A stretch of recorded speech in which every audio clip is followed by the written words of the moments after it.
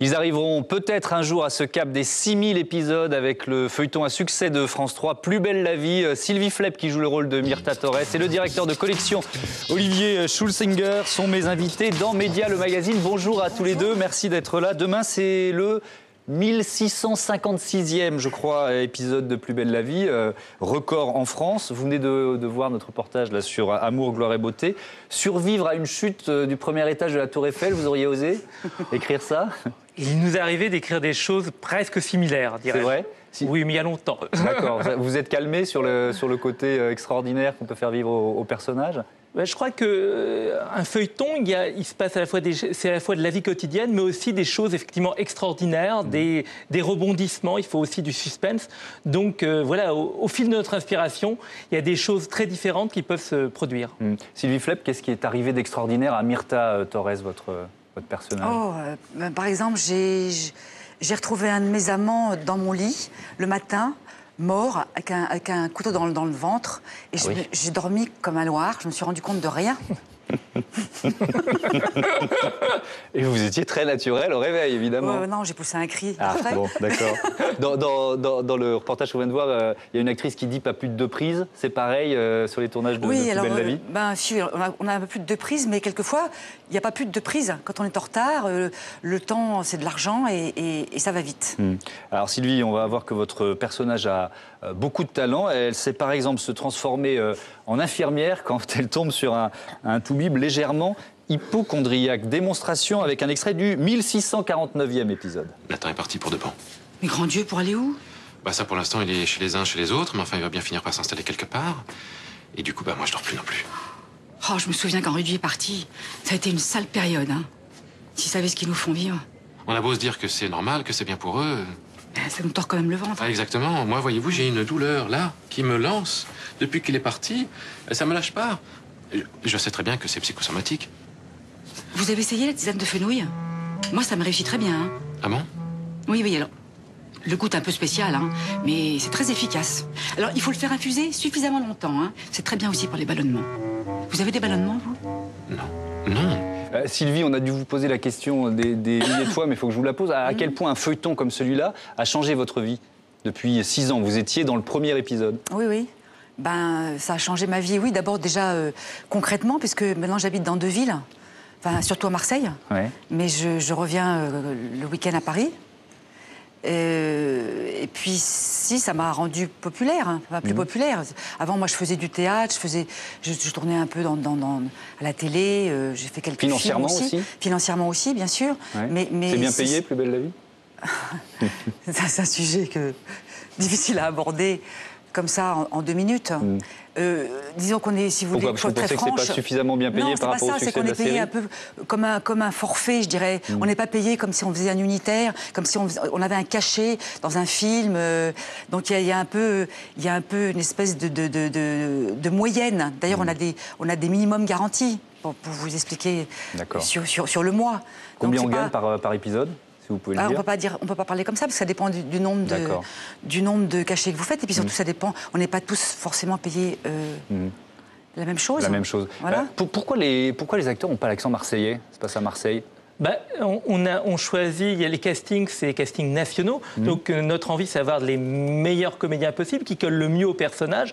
Donc on ouvre sur toute la France. D'accord. Et c'est pas un feuilleton marseillais, c'est un feuilleton qui se passe à Marseille, c'est ça? Plus belle la vie, c'est vraiment un feuilleton tourné à Marseille, mais qui a une spécificité marseillaise faible finalement. Et qui fait une publicité géniale pour Marseille aussi. On a évalué à 100 000 visiteurs supplémentaires dans la ville, ceux qui viennent pour aller dans les ambiances de Plus belle la vie. Plus belle la vie, c'est forcément une chance pour un comédien. Est-ce que ça peut aussi être un handicap? Écoutez ce qu'en dit Thierry Ragnaud, ancien comédien de la série. Regardez. On a quand même un personnage qui nous colle à la peau. Moi, dans la rue, on m'appelait François tout le temps. Donc je disais non, François n'existe pas, c'est un personnage. Moi, c'est Thierry, je suis comédien, voilà. Et du coup, c'est vrai que c'est difficile de faire comprendre ça aux gens, même aux gens du métier, par rapport aux échos que j'ai, par rapport aux lettres que je reçois tous les jours, aux mails qui me demandent encore des cartes dédicacées, qui me demandent alors quand est-ce que vous revenez, quand est-ce que vous revenez. J'ai l'impression que ça ferait plaisir à beaucoup de gens, effectivement, que François reviennent dans le feuilleton. Et moi, ma valise est prête. Ben voilà, le message est lancé. Olivier, est-ce que François va revenir dans le feuilleton? C'est des décisions qui se prennent collectivement et pour l'instant, la décision n'a pas du tout été prise. Bon, ben voilà, il va falloir attendre encore un petit peu, Thierry Ragnaud.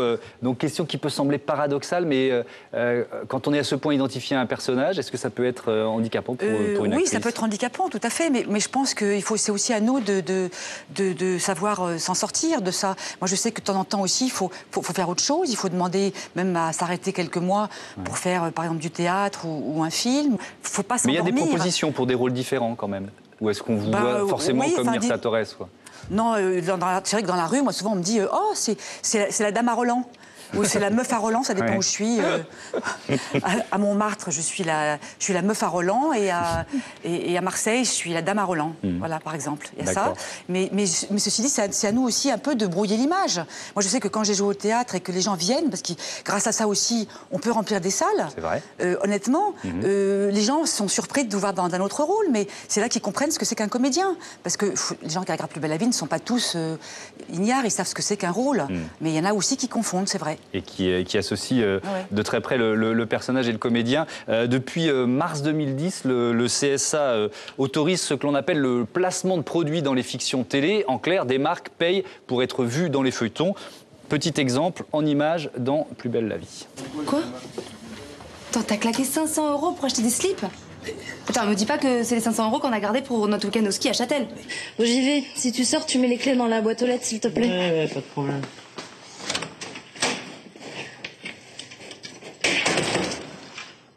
On a bien vu les céréales qui sont consommées. Il y a beaucoup de marques qui cherchent l'exposition. 5 millions de téléspectateurs, plus de 5 millions tous les jours. Vous le savez, ça, on vous le dit, tiens, dans tel scénario, il faut placer telle marque. Comment ça se passe? Non, enfin... En fait, les produits n'ont pas influencé sur le scénario.